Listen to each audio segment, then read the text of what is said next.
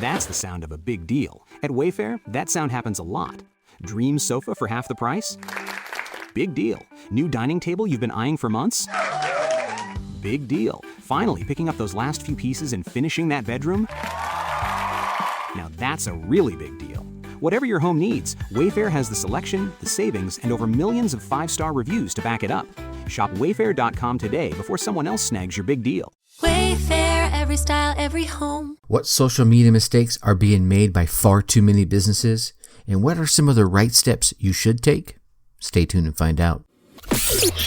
Welcome. Okay, here's the question. You serious? How are we dark horses? You know, the ones everyone is betting against, the ones they don't expect to win, place, or even show on the track, and they'll even laugh on us when we talk about trying.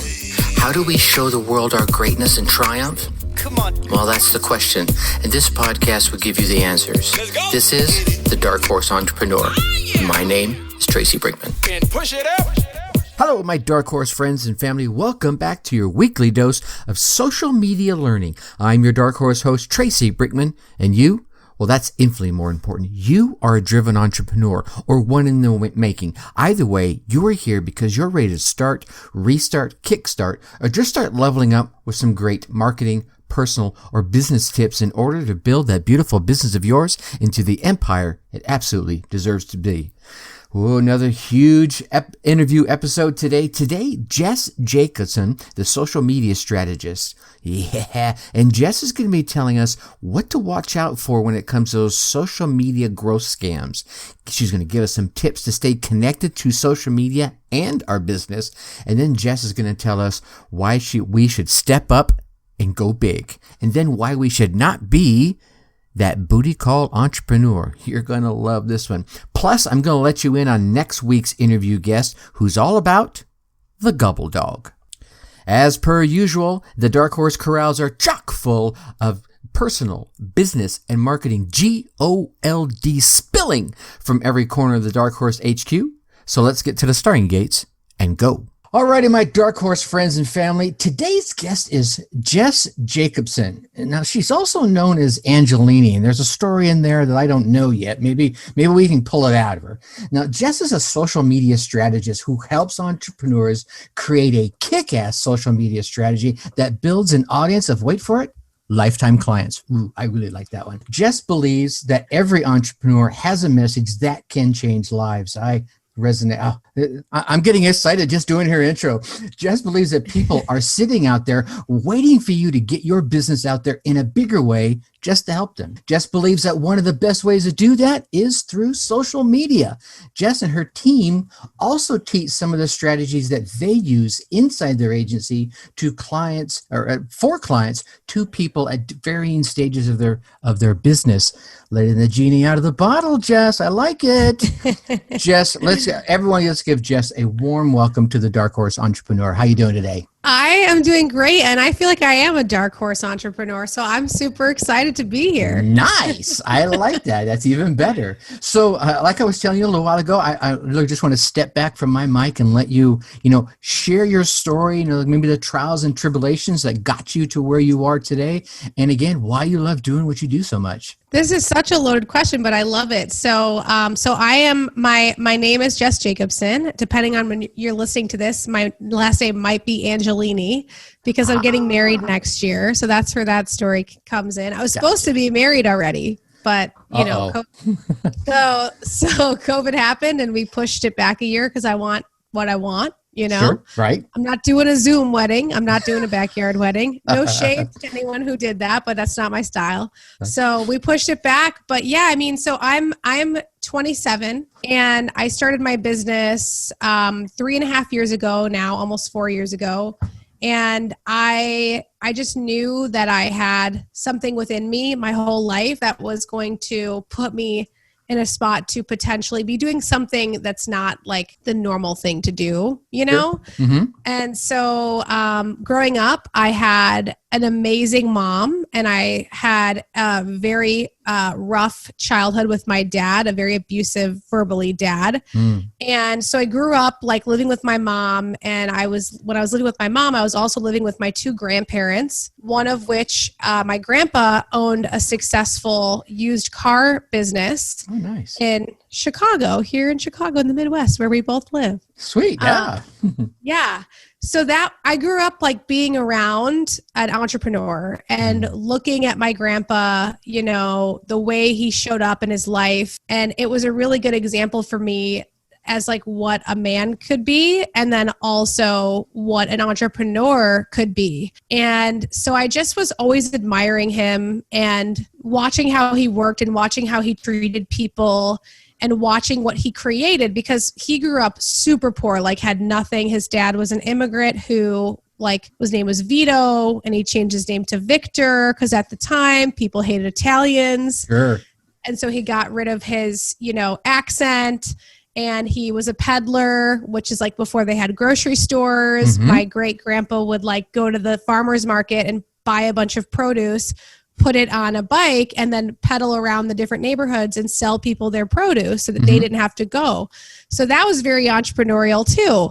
So it's kind of in my blood. And I grew up like being, on one hand, really inspired by that, but also having a big challenge in front of me through my other side of what I was going through with my dad. So there's always like a challenge in front of me, but also something to look at and aspire to, which I really contribute to me being where I'm at now at such a young age, being able to have a business and have a big vision and being able to step over some of the lines that I know are not easy to step over and lead some of the things that I know are not easy to be led. So that's kind of like my entrepreneurial path.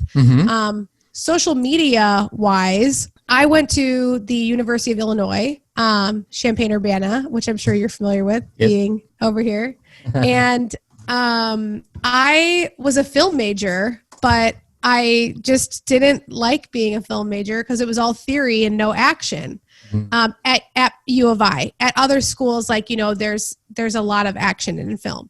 Sure. But I had stumbled into advertising, and I took an advertising class and I switched my major, and I was super into it and I loved it. And I was like, oh, I'm going to work at Leo Burnett and all these big agencies, and I'm going to be a creative. And I got into the creative track at U of I, which only 16 kids get in. Nice. And it's totally anonymous. You have to submit work and they give you like a number. It's like a whole thing. And I was like, oh yeah, I got in. Like, I'm going to be a creative in the ad world. It's going to be amazing. And when I got into the ad world and was working on big brands, I first of all didn't like it. And that was a huge realization. But I had all through college been trying to build my portfolio, because in order to get a job as a creative in advertising, you need to have a portfolio. It's not a resume. It's not a GPA. It's all about, they call it like a book. And I didn't want to spend $60,000 going to portfolio school for 2 years. So I started doing social media for local businesses. Oh, sweet. Yeah. So you started cutting your chops early. Yeah, exactly. I just figured like I may as well start building my portfolio now in school instead of having to go be in more debt and more school. So I just decided, like, me and some of my friends ran a student agency where we like ran around town and we were starting Instagrams for all the local businesses and doing it for free just to build our reputation up. And this was when Instagram had just came out, you know? So we were like, you guys should be on Instagram. You should be on Facebook. And we were like helping them create their promotions and like building, you know, feeds and themes and like really helping these businesses. And so when I got into the agency world at my first agency, I went to my creative director and I was like, hey, how can I make myself valuable to you? And he was like, well, you know, Jess, I really hate social media. Have you ever like run social media? I have this account like Basil Hayden's. I have this account Knob Creek, all these Jim Beam bourbon brands. Right. And I was like, oh yeah, I've been doing it at the time I was like, I've been doing it for 3 years already, you know? And so that's what I loved about my job, and the rest of it I really hated. And so, yeah, so that's kind of like how I started in social media, was kind of accidentally. Just kind of gravitated right towards it. Now, I really like the story part of it, where you were saying, I don't want to go spend 60 grand and multiple years to do the book. I worked at Coca-Cola for 12 years, and they are a marketing engine, and they turn through marketing folks probably as fast as I can drink my water here, because they're looking for those minds, right? They're looking for those cream of the crop, and they're willing to turn people to do it. And obviously the book is a big part of that.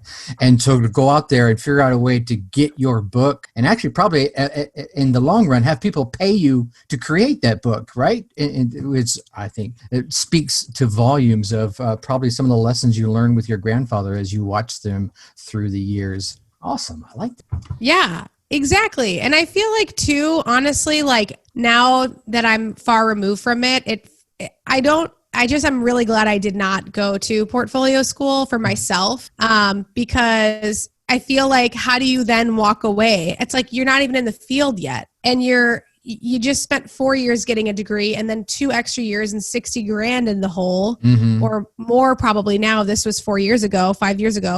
It's just like, how do you walk away from that? And it's just, to me, it's kind of crazy, because you're also creating fictional ads. And to me, it's like all about, now I understand marketing so much more, and it's all about the ideal client. It's all about the audience, the brand, the budget. And so some of my creative directors actually preferred, I got lucky where I applied, they preferred to not hire portfolio school kids, because they were like, oh God, those kids, like they've been creating fake ads for the last 2 years, and they don't know what it's like to work on a budget. Right. Yeah. So there's that. Yeah, that's definitely true. I was the production director for a mobile media organization for a couple of years, about almost 3 years. And, companies would come to us, and they'd say, here's our budget, and here's what we're trying to do, whatever promotional campaign we want to do. And often the two weren't quite aligned. Like, here's our ideas, here's our budget, right? You're like, sorry, we can't create that. We can do some of these things down here. Sometimes it's a little level setting, but there's a lot of opportunities to get creative, right? I'll say that, to get creative with budgets and change things around. Okay, so I don't even want to call it out, but you mentioned it specifically. So you're rocking it hard already in your mid to late 20s, right? And so you're like, right? People you got this hockey stick going in the upward direction. So do you feel, and I've only asked this question a couple times, but do you feel that our education system and society in general isn't really conducive to being an entrepreneur? I mean, you had an entrepreneurial grandfather, so you may have a different view, but I'm interested to hear your opinion on that. I actually think it's not worth it if you're going to be an entrepreneur. I mean, just to acknowledge like my privilege and everything, I am super grateful that I have an education. I understand that there's parts of the world where that's just not a possibility. And I'm really grateful for my education, because U of I is a great school. Like Illinois is just such a great school. But I would say for me, most of the advertising school is so new that 80% of your degree, they're having you take other classes that aren't advertising classes. And it's so much money to go and do that I now realize as an entrepreneur that I'm investing in coaching and mentoring and programs and continued education. I'm like, damn, I did not need to do all of that. I should have turned left about 4 years ago. I mean, I wouldn't change it, because I am where I am, and I don't think I would have what I'll say is I had one amazing professor who I always say, his name is Peter Sheldon, and I'll probably send him this interview, because I always send him interviews when I mention him, but he really did make my degree worth it for me. Nice. Okay. Because he was such a great professor. I mean, award-winning creative and copywriter. And he instilled in me in his classes that creative track I was telling you about. That class to me, it instilled in my brain creative strategy and marketing strategy. And that's what I love. And that started with his class and with him. And so for that reason, I'm really grateful for my degree. Had I not gotten into that class, I think it would have been a total waste. I mean, other than like I made some amazing friends Sure. and I grew Right. a lot as a person, I do think that college should just not be that expensive for everybody. I think it's ridiculous. Like, I mean, I'm still paying off my loans and it's like kind of insane to me how much I've basically just paid off interest over the last 5 years, which is like, it's like I still have owed what I borrowed and I've been paying for 5 years. It's insane. It's a little crazy. Yeah. So I just think that it should be reformed a little bit. But for entrepreneurs, if you know you're going to be an entrepreneur, don't know if it's worth it. Right. And and I was never, and I don't think you did, but I never asked that question as a tactic to bash the education system. But I think you're right. There's opportunities to enhance it, right? Whether it's the cost or the teaching strategies or whatever, because I think so much of what we learn growing up can't be applied in the entrepreneurial world, right? You're like, because I was hustling, from a teenager, just doing kid things. Hey, you want to buy it? I just drew this cool bird. You want to buy it? And Totally. then I got into painting cars and doing pinstriping and installing stereos, all the things that I totally loved to do. And I was like, oh, you want me to paint your car? Sure. $700. And they're like, done, right? They didn't have to worry about it. But if there would have been a class to teach me the nuts and bolts behind the scenes, being 16 and someone drops 750, bones in your hand, you're like, yeah. But if there'd have been the class to say, okay, now take at least a third of that and reinvest it, and then take a third of that and save it because you're gonna have to pay taxes on it. That would have been some great lessons to have early on in my young career. And I had an entrepreneur class that I took in my major, but it was very startup-y. Like we created an app. Like I created an app called Flush Finder, and it was like, it wasn't real, it was fictional, but we created like a whole proposal and like funding and all these things. And it was all like very startup-y in terms of like apps and stuff, which is like kind of valuable, but I didn't end up doing that. And like, honestly, none of that really spilled over into my entrepreneurial stuff either, other than it was a fun talking point when I was on job interviews to be like, I created this, I put it in my book. I created this thing. It's Flush Finder. It's like finding and rating good portable or public bathrooms. Like that was what it was. Like, if you're in New York or Chicago, you're looking for a good bathroom that's not going to be stanky. That's true. So that was our idea. But yeah, no, I do think that there's so much opportunity there. And I also think, number one, it should be more accessible and more affordable. And number two, it shouldn't be required. Like, I don't think that, like, for me and my generation, we were told that, like, this is what you've got to do. Yeah. And so many of my friends went into so much debt, and none of them are really, most of my friends aren't doing what they went to school for. So it's kind of ridiculous to me. And I feel that way when I look at my balance, I'm like, are you kidding? Like, Right. I owe as much as I borrowed. I've just been paying for nothing. It's just kind of insane that you're, at such a young age, you're being locked into it. And as an entrepreneur, I don't think you need it, to be honest. Right on. All right, so we'll get off the education high horse for a moment, shall we? I do want to steer back to what it is your crux, right, where you spend your days, and which is social media, right? And correct me if I'm ever wrong here. And the first question that pops in my head, and you actually shared this with me in some of your information, was the biggest mistakes that entrepreneurs make in social media. And I'm sure I've made them, but I'd like to hear your thoughts on that. I would love to share about that. So I want to start by saying that my specialty is in content campaign strategy, and not in ads. So a lot of people come to me, they want to know about ads. I'm totally an organic specialist.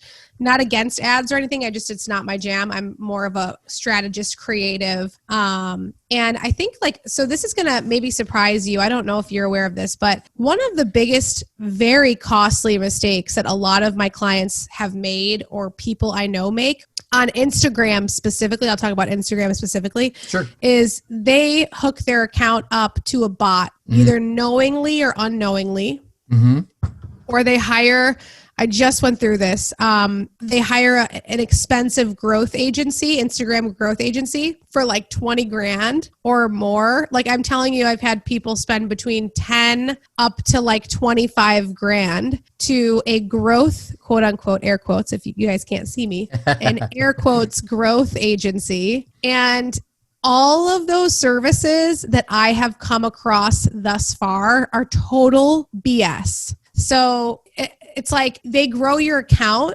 but they're not with real people. And so, or it's like a couple real people and they do all these crazy weird things to get you followers.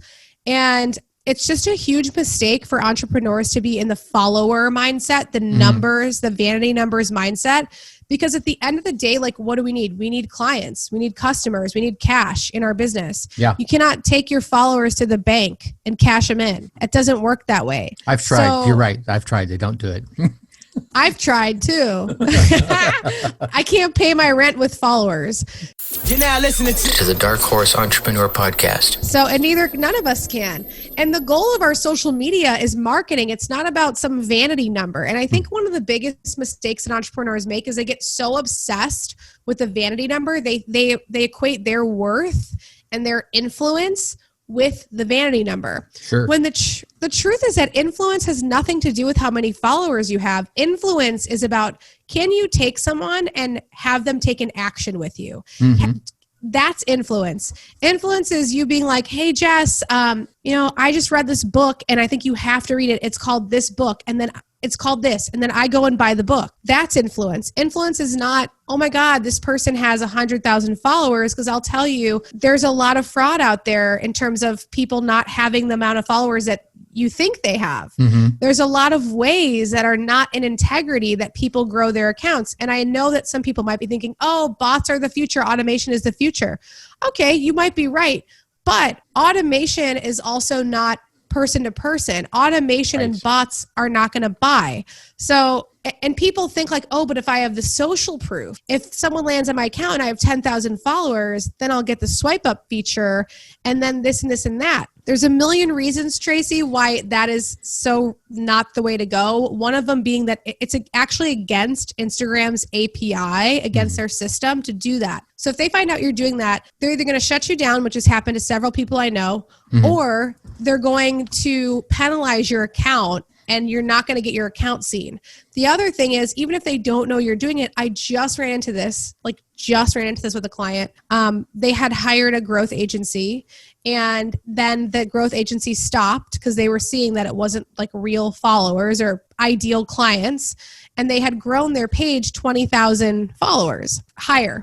Sure. And Instagram, so then they get off. And by the way, they were sending engagement on the down low. Like the client didn't know that. And the client kind of didn't believe me, but I know what I see because I do this. Right. So they're sending likes and comments to the pages too that aren't real. And then what happens is when you stop that, it's a tough game to play because then you go back to totally organic, to real engagement, and Instagram's algorithm is like, okay, wait, there's 20,000 more people now than there were before. And there's less people percentage-wise interacting based on the size of the account and the interactions. Sure. And that's how Instagram decides if it's going to show your content to people. So then you lose reach, you lose engagement. It's just a tough game to play. And I would so much rather my entrepreneurs who work with my agency, or honestly with the training side of my center too, like I would rather them have 5 or 10,000 people forever that would buy everything they put out. Sure. I mean, wouldn't we all? Right. Then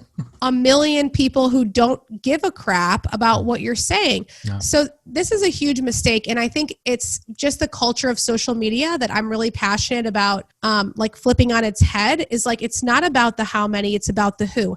It's not about the perception of what people think you're influential if you have this big audience. It's about, is that audience going to buy? Because that's really where the true influence comes in. No, I totally agree with you there.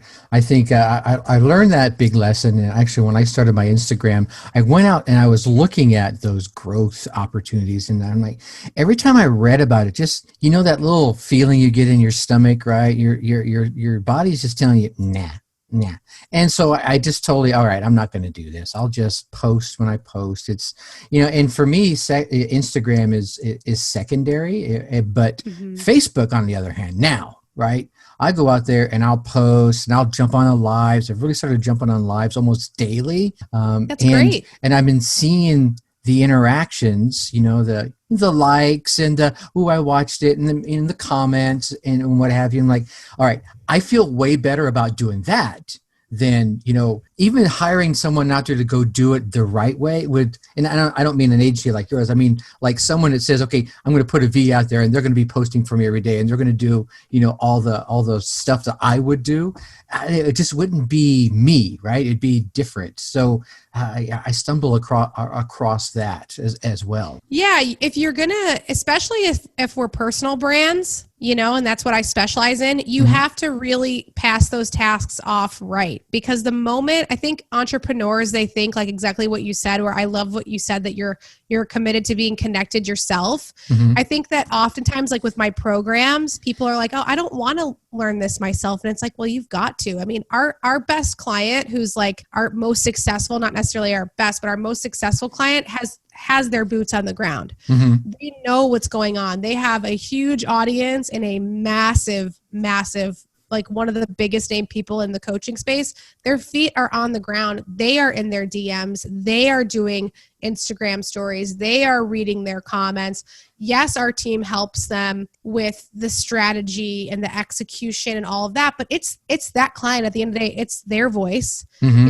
And they know that too. They've said like, yeah, I see so often like other entrepreneurs not having their feet on the ground. And then that's when their business starts to fall apart too, because they're not really listening. And honestly, like all the things that we create need to be for our clients. And so when you're on social media, yes, you get to have boundaries. Yes, you get to have systems and help around you. But social media is one of the things that every entrepreneur needs to understand. Because if you don't understand that and you hire someone and they're doing the hacky stuff and not telling you, they're growing your page through bots, you're never going to know until it's too late. And then you come to someone like me and say, what's going on?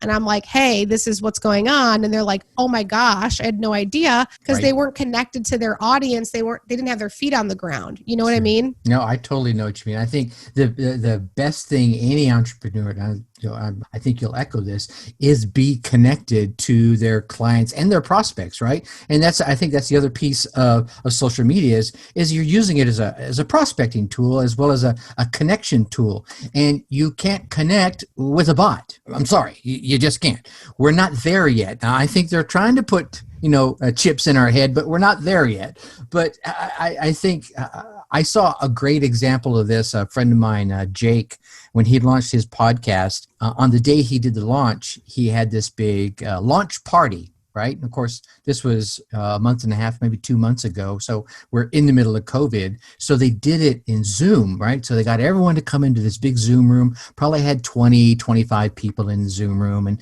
they took the time to engage with each other, through some questions and some activities.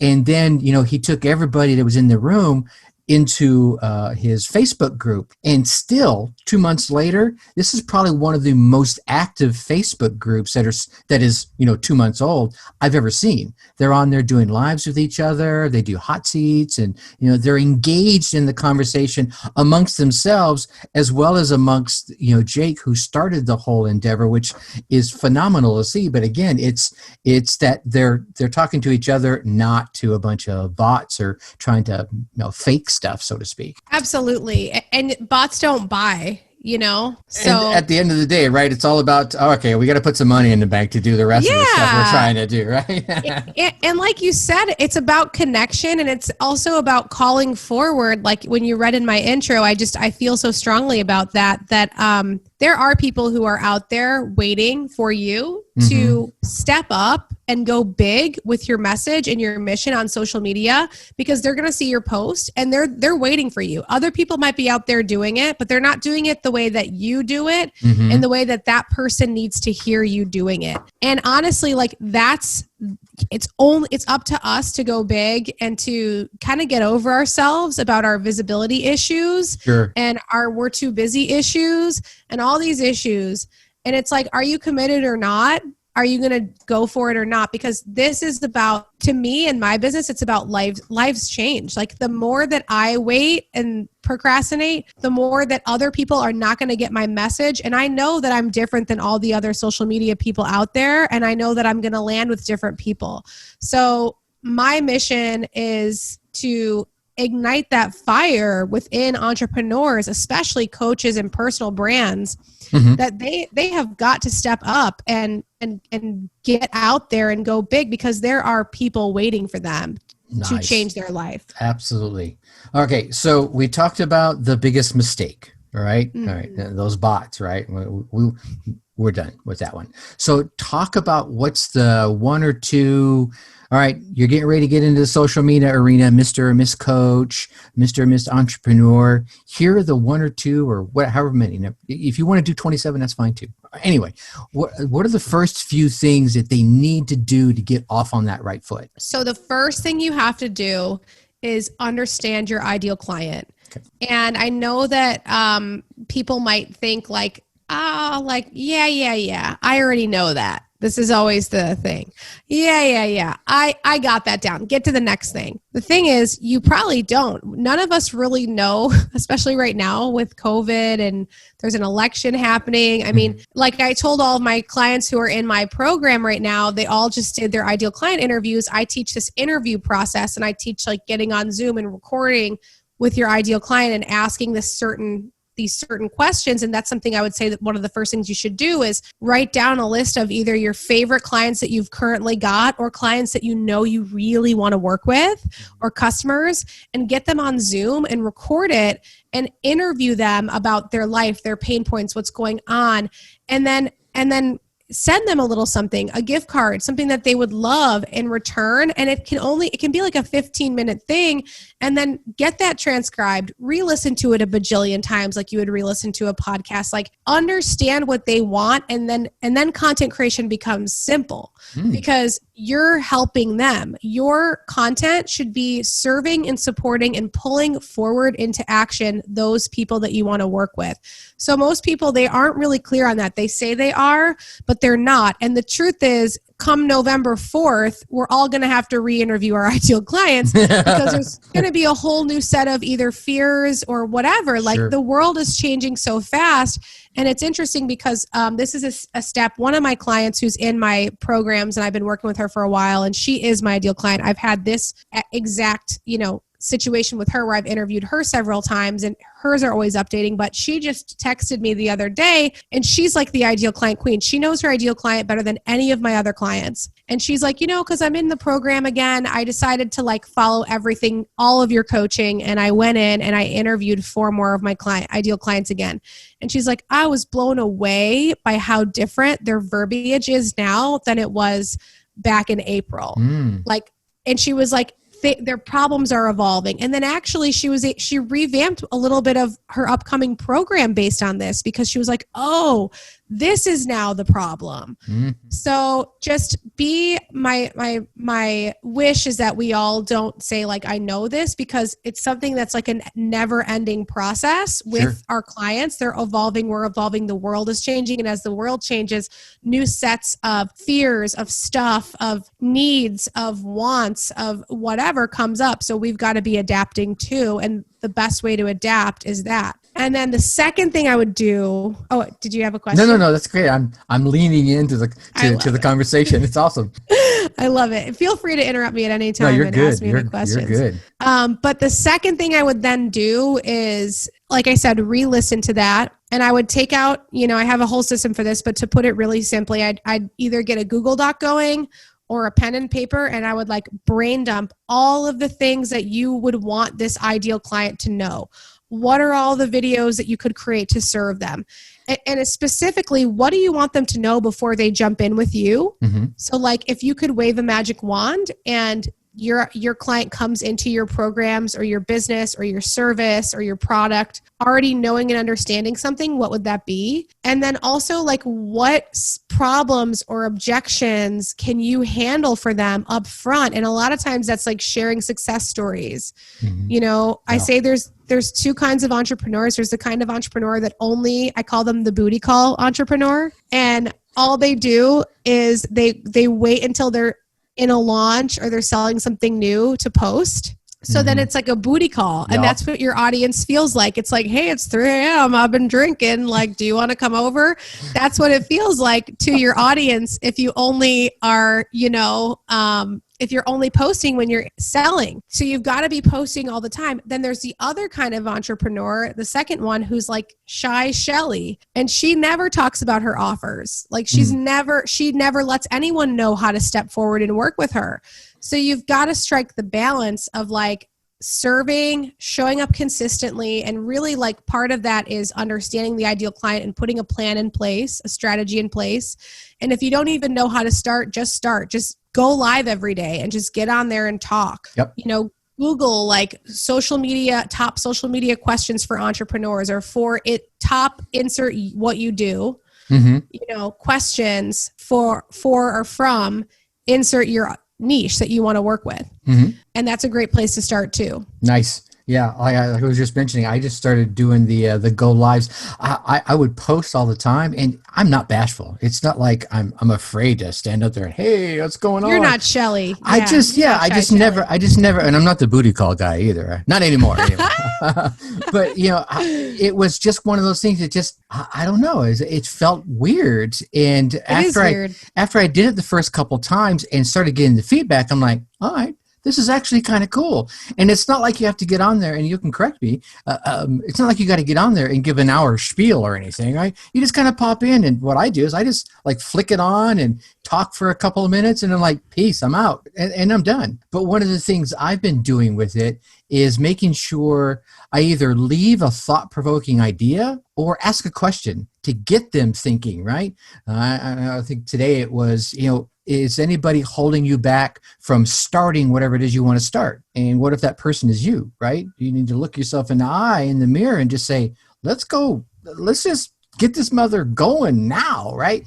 But I think you're right. Just get those questions, whatever questions you need to ask. And I really like the idea of reevaluating who your perfect client is. You may know it, and I'm actually probably going to leave this conversation and go do it myself, because I know who I think it is. But you're right. Over the past few months, so much has happened, and so much is happening that who I think I'm doing or serving, they may have new needs, or some of these old needs are like, yeah, okay, that's like secondary now. I need to focus on this. So I really like that tip. All right, I know you have a myriad of goodness that you can share, but I want to be mindful of your time. I want to give you the opportunity to let me, if someone listening to it says, okay, I need to talk to Jess more, where do they reach out to get a hold of you? They can, I think I sent you a link. I have a free gift if anybody is really feeling like, where the heck do I even start? Okay. I have your first 7 days of social media content, or your next 7 days of social media content. And it's 7 prompts that are in detail of ways you can start to get comfortable putting yourself out there. And it's the first 7 days of a 30-day plan that I do with my agency clients and within my programs to help people warm up their audience really fast. Nice. And call people forward. So that's the first 7 days of that. That'll help you get going. And then if you have more questions for me or you want to connect, I'm on Instagram all the time at Jess Jacobsen. Right now, depending on when you're listening, it might be Jess Angelini. But I'm on Instagram at Jess Jacobsen, and my last name is spelled Jacobsen. And then same on Facebook. You can add me on Facebook. I am unfiltered, I will warn you. But you can absolutely add me on Facebook, and I give a lot of content there, and you can just send me a a DM or send me a private message and just say, hey, I found you on the Dark Horse Entrepreneur and this I have a question about, or I'm stuck on this and I'm happy. I go on DMs all the time and I talk to people and help them with their social problems. So I'm happy to chat. Well, I don't have any social problems, but I know we've chatted quite a bit on Facebook. We'll be sure to get all those links into the show notes for everybody, as well as that link to the 7 days of social media content. And any final thoughts you want to leave us with? I would just say that no matter what you think you need to do before you get visible, you don't. Even if you haven't done your ideal client stuff yet, get visible now and then do that to help you get better. But I think that, if I could just leave you with one thought, it would be that, we as business owners, we have a calling in our heart and we really want to create something that hasn't been created for our families, for ourselves, for our clients, whatever it is for you.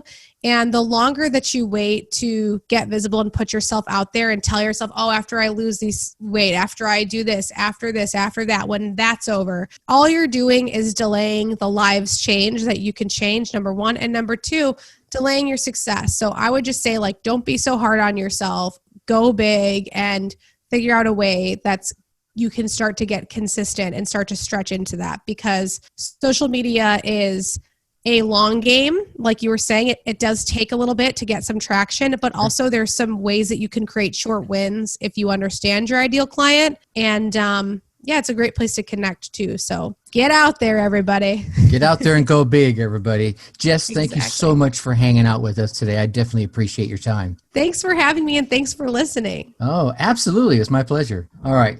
That was fire.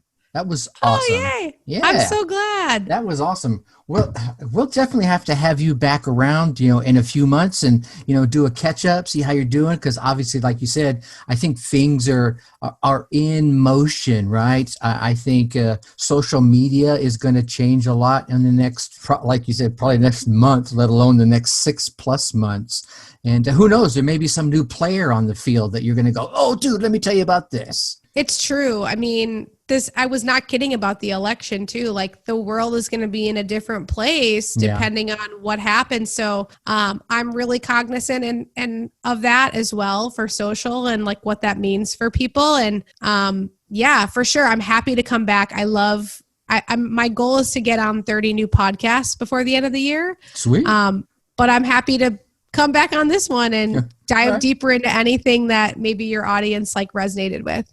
That would be excellent. All right, Jess. I'm sure we'll be chatting on Facebook and what have you. All right. Talk to you soon. Sounds good. Bye. All right, bye. All right. There you have it, my Dark Horse friends and family. Jess Jacobsen dropping some social media entrepreneurial bombs on us today. Few thoughts for me. Thought number one. From film major to a creative in advertising to social media. Jess, like so many of us, didn't find her calling right out of the gate. She was traveling in one direction, then she was heading in another direction until she finally found a path that resonated with her, which was social media. I mean, she was literally going around to her local businesses while she was still in college and helping them get their social media message and their presence up off the ground. Now, Jess was lucky and she found this early in her career, and she's able to leverage her passion for marketing and social media into a business. So the question becomes, what skills and passions do you have that you could leverage and bring to the marketplace, right? I truly believe, and you've heard me say this so many times, we all have at least one, right? My man Sid calls it a superpower. I think we have more than one. Most often, there are so many of these inside of us, but you always have this one true superpower that I believe that you owe it to yourself and to us to shine that superpower upon all of us so we can all learn and grow from it. Thought number two, watch out for those scams, right? There are a number of magic pills that are being marketed out there, from those low cost ones to the ones that Jess mentioned can cost thousands and thousands of dollars. Now, most of those, as she said, are BS. So I personally felt the same thing that Jess had mentioned, but coming from her being the expert, I mean, it really is telling you a huge message, right? If you're considering a growth tactic for your social media following, please, please, please engage with a reputable company, a reputable agency that will not risk your presence on that platform. Or your money, right? So you're going to have to do your research. You're going to have to check them out fully, right? Reach out to some of their customers, some clients, follow them on social media, check out how they do business, right? Just same way you would check out anybody. Someone's going to service your car. You want to check them out, right? And, when it comes to social media, and you've heard me mention this before, and Jess echoed it, be mindful of getting hooked into those vanity numbers, right? Don't become a part of that vanity number mindset. Yeah, it would be great to have thousands of followers. It would be amazing to have that kind of number tacked up on your board, right? But if only 10 of them are truly in your tribe, then not only are you doing it wrong, you're doing it for the wrong reasons. So stop feeding your ego and start giving value to your tribe. And trust me, they will step into your world freely and for free. And this leads right into thought number 3. Stay connected, whether through Instagram, Snapchat, Twitter, Facebook, or whatever platform works best for you. Engage and stay connected with your tribe. For me, it's all about starting with a platform that works best for you. Why for you? Well, if it works for you, then you're going to use it, right? You're not going to use one that's uncomfortable for you. You're just going to be like, oh man, this is no fun. I can't do this. So pick the one that works for you and then use it. And once you're comfortable with that, right, and you got your groove flowing, right, add a new platform and start stepping into that one and get comfortable with that one and then build your connection strength there. Invite your followers from the first platform that you were using onto your second one, right? You get comfortable with the second one and guess what? Yeah, rinse and repeat.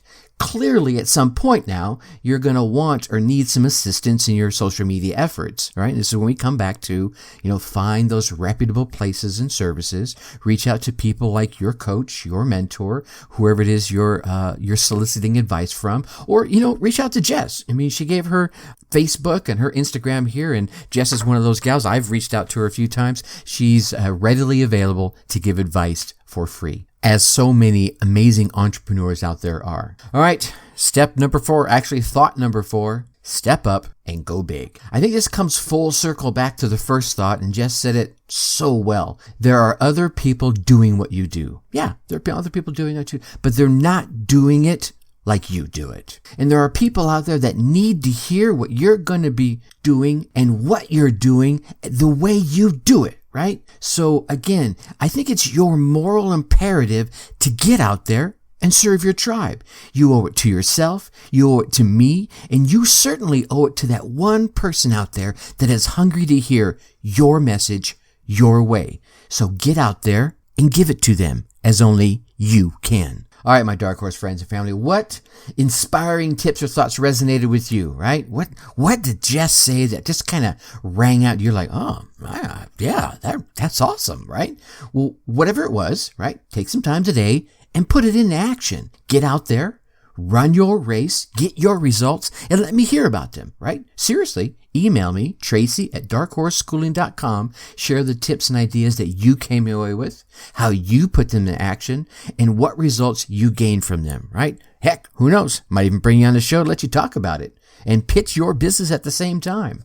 All right, so next week's guest, Anna Mitchell. Yeah, she's going to be sharing her unique entrepreneurial journey that includes food trucks, parties, and gobble dogs. Yeah, you heard me. Not hot dogs, gobble dogs. Also, how she's giving back to via her business venture to the young entrepreneurs that are in her area. Now, I know you want to keep getting all these valuable tips and inspirational stories from this podcast and those I'm lucky enough to be able to interview. So please go on down there, hit subscribe. While you're there, drop us a 5-star rating, write us some kind words in the review, heck, even some words of constructive criticism. And of course, do not keep all this entrepreneurial GOLD to yourself. Share this podcast with other entrepreneurs and business owners that you know will get value from it. All right, with that, I'm going to leave you as I always do.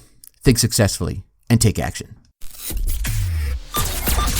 Thank you for listening to the Dark Horse Entrepreneur Podcast. And you know this! Thanks for tuning in. Check us out at www.darkhorseschooling.com. All right. My name is Tracy Brinkman.